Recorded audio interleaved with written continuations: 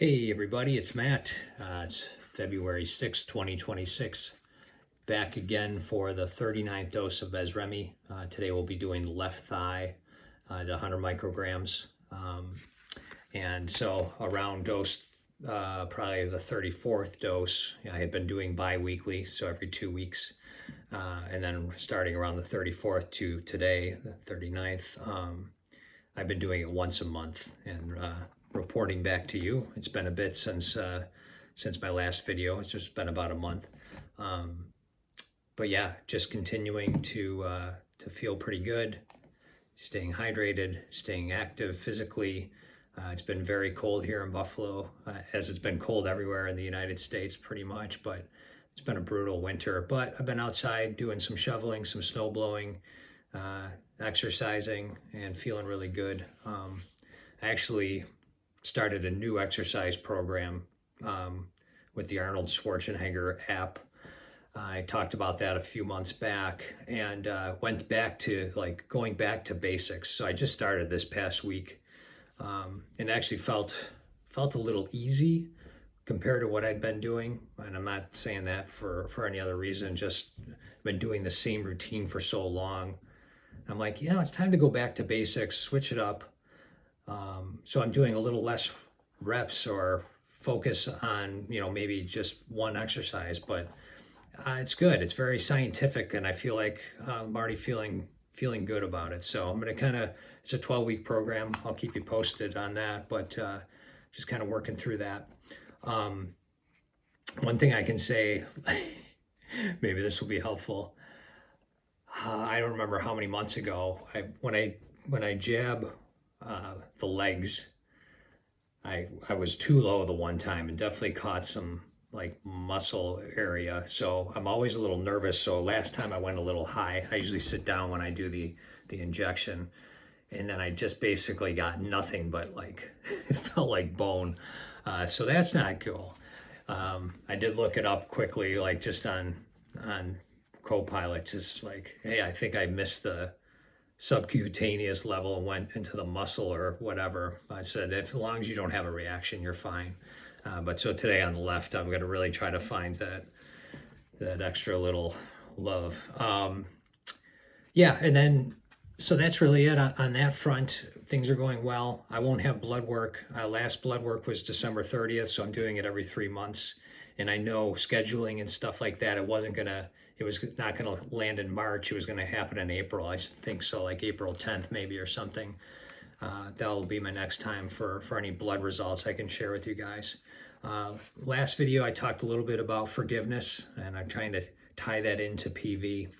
And I maybe should have started with this. I wrote this up.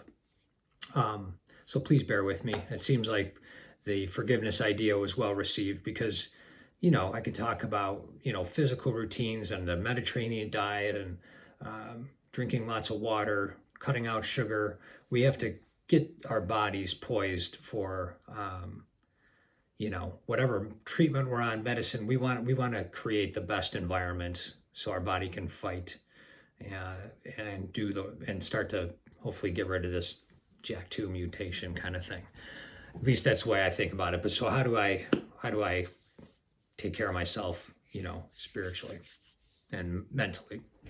So I wrote this up, so please bear with me. Hopefully it's helpful. So every time I hit one of these milestones, like the 39th dose, I try to check in with myself, not just physically, but mentally and spiritually. So last month we talked about forgiveness, and this month, heading into dose 39, I've been thinking about something a little bit smaller. It's almost like it could be a precursor to forgiveness, and it can also be something that happens post-forgiveness. They're kind of intertwined, and it's called letting go of the little things. The tiny irritations we collect without noticing, the small stings that don't seem much like the small stings that don't seem like much on their own. It reminded me of something from the book I've been writing. It's called Mosquito, and I'll probably share more about that soon. I've been doing a lot of work and going to be putting out a separate YouTube channel for that. But it's a world where the smallest irritant, the tiniest sting, can grow into something much bigger. if it's not released early enough. In my story, people learn that it's not the big wounds that undo them, it's the accumulation of the little ones. So I think that's true for us too. Every small annoyance we hold on to tightens something inside. Every little frustration we replay steals a bit of our peace. So the practice is simple. Let the little things go before they grow. Not because it's dramatic, not because it's heroic. It's because it's part of healing, real healing, and it needs space. Sometimes the best thing we can do is unclench around the tiny things before they become much larger.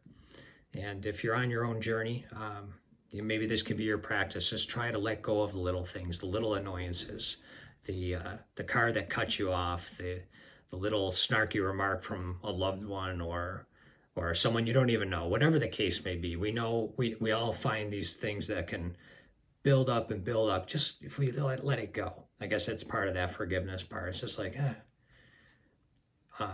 and sometimes the little things don't even need forgiveness. It's just a matter of letting them go. The big things probably need forgiveness.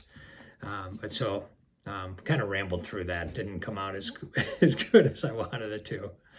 But if you do these things, your body, I think, will thank you. Your brain and your mental space and spirit will thank you. And it will allow more room for healing. Put goodness in. Let the small stuff go. In the end, it doesn't matter. None of it matters. Easy to say, of course. I do get that. But letting that stuff accumulate, I think, creates, who knows? Maybe inflammation. I don't know. So regardless, it's not good. So God bless you guys. Praying for you every day, every morning, and wishing you the best. Thanks. Bye.